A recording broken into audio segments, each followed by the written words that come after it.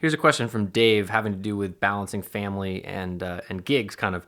I like this part. We said, the challenge I always had was in regards to the gigs. As much as people assume you have total control over your schedule, you really don't. If the gig is on a certain day at a certain time, the gig is on a certain day at a certain time. It doesn't matter if your son has a baseball tournament or your daughter has a soccer game, so you do the best you can to make the first half of the game and then run to your gig. You have to have a very special, understanding wife.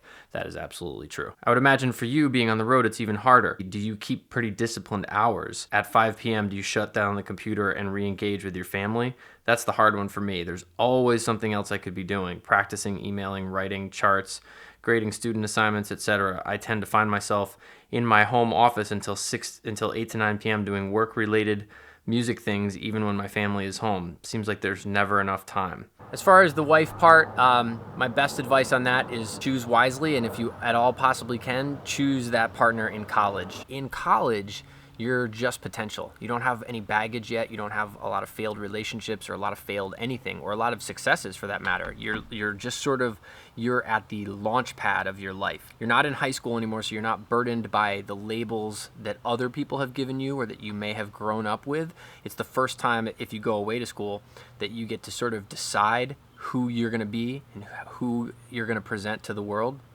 And if you meet somebody else on that playing field, you're literally both just meeting the aspirational version of yourself. If you're with somebody who doesn't understand who you are, and this obviously works both ways, but who you are at the core, your worldview, the way you look at life, what you're naturally gifted at and what you naturally struggle with, and all of that stuff. If you don't find the right person in that department, man, life is gonna be like a living hell. It's not going to work. As far as the gigs, you can either say yes or no to them, especially if you know there's something on the calendar that's not going to work. Like, for instance, I'm about to go on the road over the next couple of months, and I've got some shows in Spain, and I'm coming back a day early so that I can make my daughter's dance recital.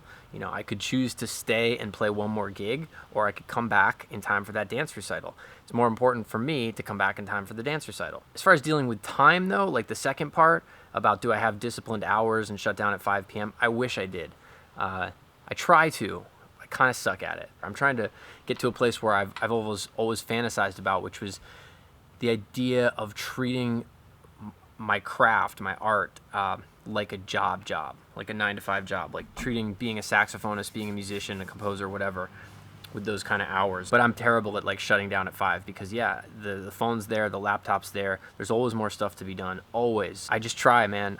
I'm aware of it. I feel like that's the worst thing you can do is not be aware of it, and then then you're just being a jerk. But if you're aware of it, then you make conscious decisions and you do your best. One thing I frequently do is an entire another work day after the family's gone to bed. So the sort of 10 to 2 hours. There's always more to be done. Everything that Dave mentions here, practicing, emailing, writing charts, student assignment stuff, whatever.